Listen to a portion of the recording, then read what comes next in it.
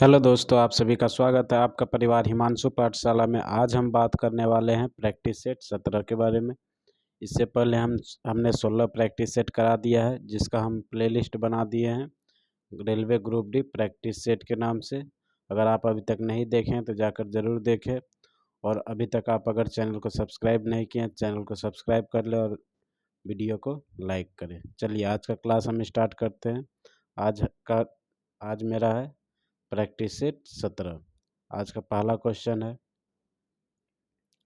मोहनजोदड़ो में पाया गया विशाल स्नानागार एक विशाल देश था।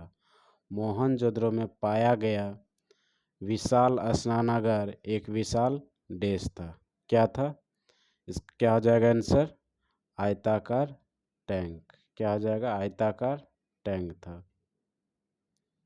अगला क्वेश्चन, इससे रिलेटेड कुछ पॉइंट्स देख लेते हैं। मोहनजोदड़ो में पाया गया विशाल स्नानागार एक विशाल आयताकार टैंक था। मोहनजोदड़ो सिंधु घाटी सभ्यता का सबसे बड़ा स्थल था। इसकी खोज राखलदास बनर्जी ने 1922 ईस्वी में की थी। इसकी खोज किसने किया था? राखलदास बनर्जी ने। कब किया था? 1922 ईस्वी में। यहाँ से एक सील में 3 मुख वाले देवता की मूर्ति मिली है। यहाँ से एक सील में 3 मुख वाले देवता की मूर्ति मिली है, जिसको पशुपति नाथ बोलते हैं। अगला क्वेश्चन है, इंडिया नाम डेस नदी से लिया गया है। इंडिया नाम जो है वो किस नदी से लिया गया है? क्या हो जाएगा इसका आंसर? इसका आंसर हो जाएगा सिंधु नदी से। किस नदी से लिया गया है? सिंधु नदी से। इंडिया यानी कि सिंधु को हम इंग्लिश में क्या बोलते हैं? इंडस। इंडस से ही क्या लिया गया? इंडिया नाम लिया गया है।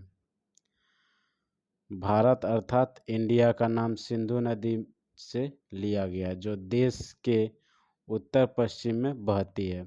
ग्रीक के लोग इंडिया को इंडोई कहते थे, जिसका मतलब सिंधु के लोग थे। इंडोई का मतलब क्या था? सिंधु के लोग। अगला क्वेश्चन, निम्नलिखित में से कौन सा ग्रंथ वैदिक साहित्य का हिस्सा नहीं है? निम्नलिखित में से कौन सा ग्रंथ वैदिक साहित्य का हिस्सा नहीं है? क्या हो जाएगा इसका आंसर? इसका आंसर हो जाएगा आपका ऑप्शन सी, पिटक। क्या हो जाएगा? ऑप्शन सी, पिटक। वेद हिंदू धर्म के आधारभूत ग्रंथ है, जिसकी संख्या कितनी है? 4। वेदों की संख्या कितनी है? 4। कौन कौन? ऋग्वेद, यजुर्वेद, अथर्ववेद, सामवेद। कौन कौन? ऋग्वेद, यजुर्वेद, अथर्ववेद, सामवेद। ठीक। इन सभी वेदों में ब्राह्मण, आरण्यक तथा उपनिषद हैं। चारों वैदिक साहित्य संहिताएं तथा इनके ब्राह्मण, आरण्यक तथा उपनिषद मिलाकर वैदिक साहित्य कहलाते हैं। जबकि पिटक बौद्ध धर्म की प्रमुख पुस्तक है। बौद्ध धर्म में पिटकों को वेदों के समान ही महत्व है। पिटक 3 है। कौन कौन है? विनय पिटक, सूत पिटक और अभिधम पिटक। विनय कितना है? 3 प्रकार का। कौन कौन? विनय पिटक, सूत पिटक, अभिधम पिटक। विनय पिटक क्या है? बौद्ध धर्म व संघ के नियमों का संकलन। विनय पिटक क्या है? बौद्ध धर्म व संघ के नियमों का संकलन। सूत पिटक क्या है? बौद्ध धर्म के सिद्धांतों का संकलन। सूत पिटक क्या है? बौद्ध धर्म के सिद्धांतों का संकलन। अभिधम पिटक क्या है? इसमें दार्शनिक क्रियाकलापों की व्याख्या की गई है। अभिधम पिटक में क्या किया गया? इसमें दार्शनिक क्रियाकलापों की व्याख्या की गई है। ठीक। अगला क्वेश्चन, बुक्का प्रथम प्राचीन भारत के इनमें से किस राजवंश का संस्थापक था? बुक्का प्रथम प्राचीन भारत के इनमें से किस राजवंश का संस्थापक था? क्या आ जाएगा इसका आंसर? संगम राजवंश का। किस राजवंश का संस्थापक था? संगम राजवंश का। Option B. हरिहर एवं बुक्का द्वारा 1336 में स्थापित विजयनगर साम्राज्य पर कुल चार वंशों संगम वंश, शालुक वंश, तुलुक वंश और अराविडु वंश ने शासन किया। बुक्का प्रथम को संगम राजवंश के वास्तविक संस्थापक के रूप में जाना जाता है। यह हरिहर प्रथम के बाद सिंहासन पर बैठा था। अगला क्वेश्चन, भारत में अंग्रेजों द्वारा निर्मित पहला किला कौन सा था? क्या आ जाएगा इसका आंसर? Fort Saint George. क्या था? Fort Saint George, option A. Bharat में अंग्रेजों द्वारा निर्मित पहला किला फोर्ट सेंट जॉर्ज था। इसकी स्थापना 1640 ईस्वी में ब्रिटिश ईस्ट इंडिया कंपनी के कर्मचारी फ्रांसिस डे ने मद्रास में करवाई थी। इस किले को व्हाइट टाउन के नाम से भी जाना जाता है। ठीक। अगला क्वेश्चन, असेंबली बम कांड में भगत सिंह के साथ कौन मुख्य आरोपी था? असेंबली बम कांड में भगत सिंह के साथ कौन मुख्य आरोपी था? क्या हो जाएगा इसका आंसर? बटुकेश्वर दत्त। क्या हो जाएगा? Batukeshwar Dutt, option D.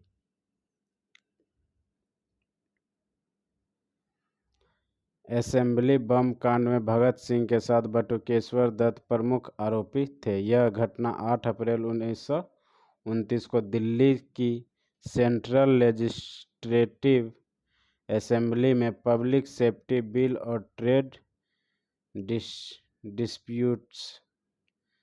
Disputes bill के विरोध में हुई थी। ठीक। अगला क्वेश्चन, भारतीय संविधान को लिखने वाली संविधान सभा के उपाध्यक्ष कौन थे? भारतीय संविधान को लिखने वाली संविधान सभा के उपाध्यक्ष कौन थे? क्या हो जाएगा इसका आंसर? एच.सी. मुखर्जी। क्या हो जाएगा? एच.सी. Mukherjee, option C. भारतीय संविधान को लिखने वाली संविधान सभा में हरेंद्र कुमार मुखर्जी को 11 दिसंबर 1946 को उपाध्यक्ष निर्वाचित किया गया था। ठीक। जबकि राजेंद्र प्रसाद संविधान सभा के अध्यक्ष निर्वाचित हुए थे। अगला क्वेश्चन, राज्यसभा का पदेन सभापति कौन होता है? राज्यसभा का पदेन सभापति कौन होता है? क्या आ जाएगा इसका आंसर? भारत के उपराष्ट्रपति। कौन होता है? भारत के उपराष्ट्रपति। भारत का उपराष्ट्रपति राज्यसभा का पदेन सभापति होता है। भारत में राष्ट्रपति के बाद उपराष्ट्रपति का पद कार्यकारिणी में दूसरा सबसे बड़ा पद होता है। भारत के उपराष्ट्रपति का पद अमेरिकी उपराष्ट्रपति की तर्ज पर तैयार किया गया है। भारतीय संविधान के अनुच्छेद 63 में उपराष्ट्रपति के पद का उल्लेख है। उपराष्ट्रपति के पद का उल्लेख कौन सा अनुच्छेद में है? अनुच्छेद 63 में। अगला क्वेश्चन, आईपीसी का फुल फॉर्म। आईपीसी का फुल फॉर्म क्या होता है? क्या आ जाएगा? भारतीय पेनल कोड। क्या आ जाएगा? इंडियन पेनल कोड, या हिंदी में भारतीय पेनल कोड।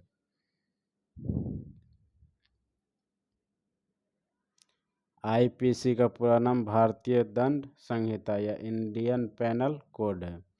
भारतीय दंड संहिता भारत का प्रमुख आपराधिक कानून है जो सभी प्रकार के अपराधों और उनकी सजा को परिभाषित करता है। इसे प्रथम विधि आयोग द्वारा तैयार किया गया था, जिसकी अध्यक्षता लॉर्ड मैकाले ने की थी। यह 1 जनवरी 1862 को लागू हुई है। अगला क्वेश्चन, भारतीय संविधान के निम्नलिखित में से किस भाग में कार्यपालिका को न्यायपालिका से अलग किया गया है? भारतीय संविधान के निम्नलिखित में से किस भाग में कार्यपालिका को न्यायपालिका से अलग किया गया है? क्या हो जाएगा इसका आंसर? राज्य के नीति निर्देशक सिद्धांत। क्या हो जाएगा? राज्य के नीति निर्देशक सिद्धांत, ऑप्शन सी। भारतीय संविधान के भाग 4 में राज्य के नीति निर्देशक तत्व के अंतर्गत अनुच्छेद 50 में कार्यपालिका से न्यायपालिका का पृथक्करण किया गया है, ताकि न्यायपालिका स्वतंत्र रूप से कार्य कर सके और निर्णयों पर किसी राजनीतिक और प्रशासनिक दबाव का असर न पड़े। ठीक। अगला क्वेश्चन, भारतीय संविधान के अनुसार कितनी भाषाओं को कार्यालयीय या ऑफिशियली भाषा का दर्ज दिया गया? भारतीय संविधान के अनुसार कितनी भाषाओं को ऑफिशियली भाषा का दर्ज दिया गया है? क्या हो जाएगा आंसर? इसका आंसर हो जाएगा 22। कितने भाषा को? 22। भारतीय संविधान की 8वीं अनुसूची में 22 भाषाओं को कार्यालयीय भाषा का दर्ज दिया गया है। मूल रूप से 8वीं अनुसूची में 14 भाषाएं थी। 8वीं अनुसूची में कितनी भाषाएं थी? 14 भाषाएं। अब कितना हो गया है? 22। अगला क्वेश्चन, इंग्लिश चैनल और उत्तरी सागर को जोड़ने वाले प्रमुख जलडमरू मध्य का नाम बताइए। इंग्लिश चैनल और उत्तरी सागर को जोड़ने वाले प्रमुख जलडमरू मध्य का नाम बताइए। कौन है? इसका आंसर हो जाएगा आपका डोवर जल डमरू मध्य। डोवर जल डमरू मध्य, ऑप्शन ए।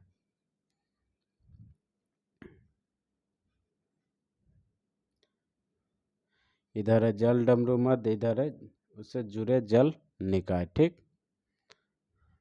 डोवर, डोवर क्या हो जाएगा? इंग्लिश चैनल और उत्तरी सागर को। फ्लोरिडा मैक्सिको की खाड़ी और अटलांटिक महासागर को।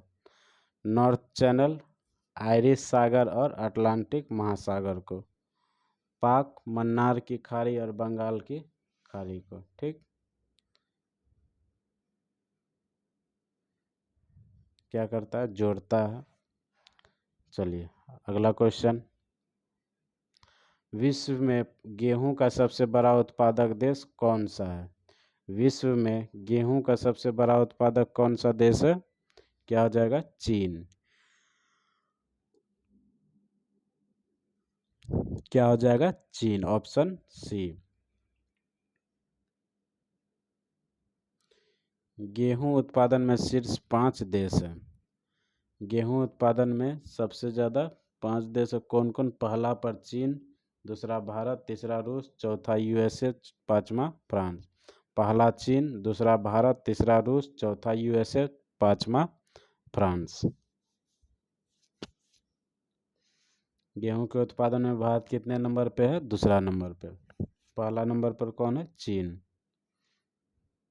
मिल्की वे क्या है? मिल्की वे क्या है? क्या हो जाएगा आंसर? इसका आंसर हो जाएगा आपका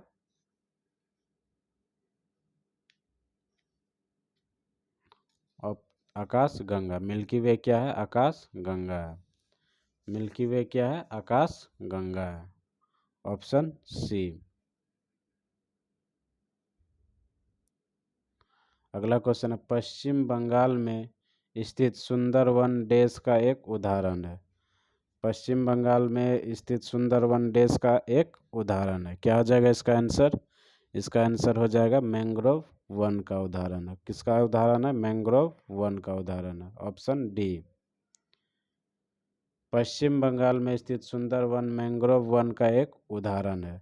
मैंग्रोव वन मुख्यतः 25 डिग्री उत्तर और 25 डिग्री दक्षिणी अक्षांशों के मध्य उष्ण एवं उपोष्ण कटिबंध क्षेत्रों में पाया जाता है। भारत में सुंदरवन का क्षेत्र 9,630 वर्ग किलोमीटर क्षेत्र में फैला है, जिसमें 4,263 वर्ग किलोमीटर में मैंग्रोव विद्यमान है। ठीक।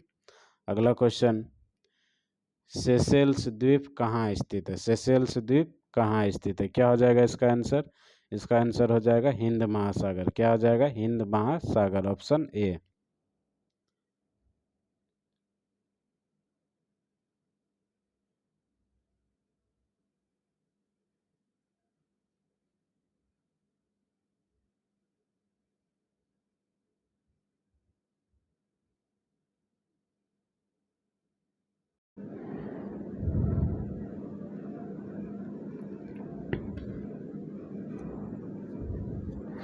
सेशेल्स गणराज्य हिंद महासागर में स्थित 115 द्वीपों वाला एक द्वीप समूह राष्ट्र है, जो अफ्रीकी मुख्य भूमि से पूर्व दिशा लगभग 1500 किलोमीटर दूर में और मेडागास्कर के उत्तर पूर्व में स्थित है।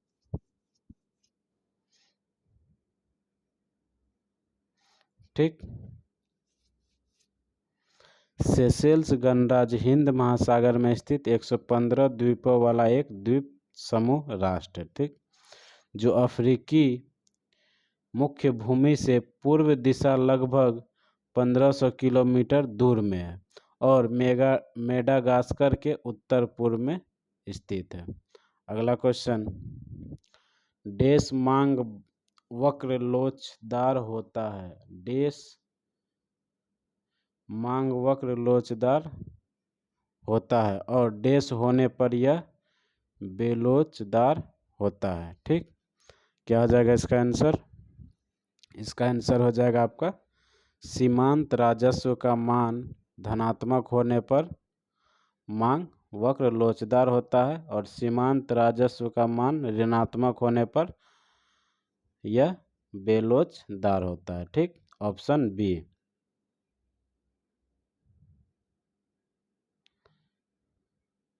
सीमांत राजस्व का मान धनात्मक होने पर मांग का लोचदार होता है, मांग वक्र लोचदार होता है और सीमांत राजस्व का मान ऋणात्मक होने पर यह बेलोचदार होता है। अर्थात जब मूल्य वृद्धि के कारण वस्तुओं की मांग में तीव्र गिरावट आती है तो इस परिदृश्य को लोचदार मांग कहते हैं। इसके अलावा जब कीमत में कमी से मांग में वृद्धि हो तो बाजार के व्यवहार को लोचदार माना जाता है और यदि मूल्य परिवर्तन किसी वस्तु की मांग को प्रभावित नहीं करता है तो इसे बेलोचदार मांग कहते हैं। ठीक। अगला क्वेश्चन, जीएसटी का फुल फॉर्म। जीएसटी का फुल फॉर्म क्या होता है? क्या हो जाएगा इसका आंसर? वस्तु और सेवा कर। क्या हो जाएगा? वस्तु और सेवा कर। Option A. जीएसटी का फुल फॉर्म क्या होता है? वस्तु और सेवा कर, इंग्लिश में गुड्स एंड सर्विस टैक्स। क्या हो जाएगा? Goods and service tax. अगला क्वेश्चन, सांस्कृतिक उत्सव त्रिशूर पूरम किस राज्य में मनाया जाता है? सांस्कृतिक उत्सव त्रिशूर पूरम किस राज्य में मनाया जाता है? क्या हो जाएगा इसका आंसर? केरल में। क्या हो जाएगा? केरल में।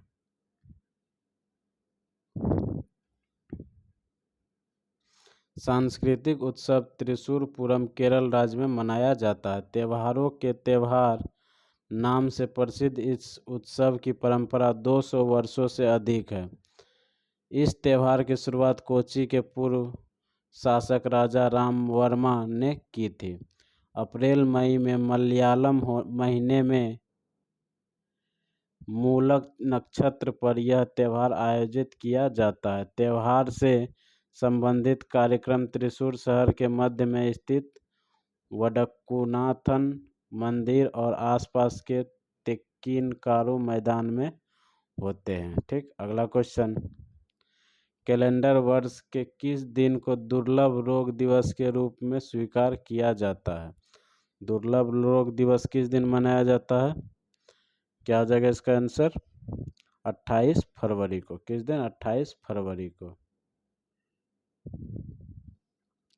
दुर्लभ बीमारियों के बारे में जागरूकता बढ़ाने के उद्देश्य से प्रतिवर्ष फरवरी माह के अंतिम दिवस यानी कि 28 फरवरी को रेयर डिसीज डे मनाया जाता है। रेयर डिजीज डे मनाया जाता है। ठीक।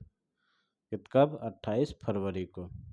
अगला क्वेश्चन है, चिकित्सा के क्षेत्र में पहला नोबेल पुरस्कार 1901 में देश के टीके की खोज के लिए दिया गया था। चिकित्सा के क्षेत्र में पहला नोबेल पुरस्कार 1901 में देश के टीके की खोज के लिए दिया गया था। क्या हो जाएगा इसका आंसर? डिप्थीरिया। क्या हो जाएगा? डिप्थीरिया। डिप्थीरिया। क्या हो जाएगा? डिप्थीरिया। ऑप्शन ए।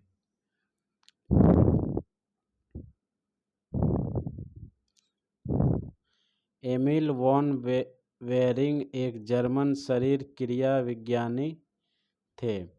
जिन्हें डिप्थीरिया के टीके की खोज के लिए सर्वप्रथम नोबेल पुरस्कार प्रदान किया गया था। कब? 1901 में। अगला क्वेश्चन, संयुक्त राष्ट्र के निम्नलिखित प्रमुख अंगों में से कौन सा न्यूयॉर्क में स्थित नहीं है? संयुक्त राष्ट्र के निम्नलिखित प्रमुख अंगों में से कौन सा न्यूयॉर्क में स्थित नहीं है? क्या हो जाएगा इसका आंसर? इसका आंसर हो जाएगा अंतर्राष्ट्रीय न्यायालय। क्या हो जाएगा? अंतर्राष्ट्रीय न्यायालय न्यूयॉर्क में स्थित नहीं है। ठीक।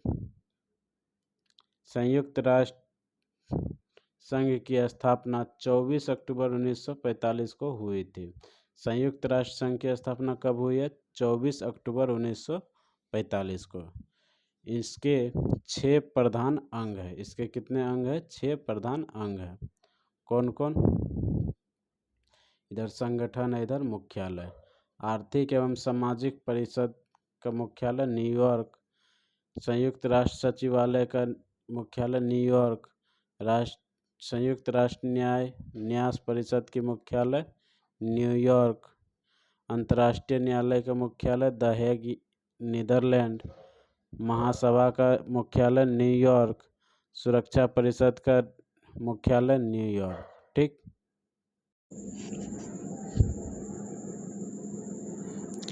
अगला क्वेश्चन, पहली बार शीतकालीन ओलंपिक खेल का आयोजन कब किया गया था? पहली बार शीतकालीन ओलंपिक खेल का आयोजन कब किया गया था? क्या हो जाएगा इसका आंसर?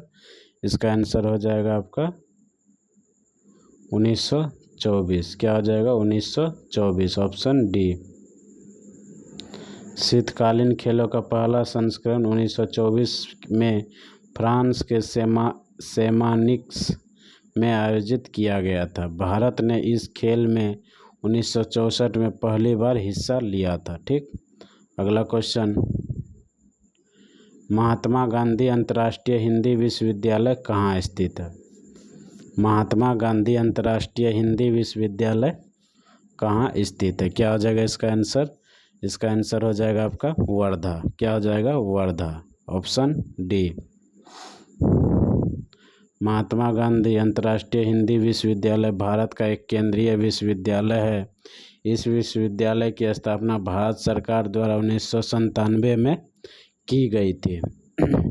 यह विश्वविद्यालय महाराष्ट्र के वर्धा में स्थित है।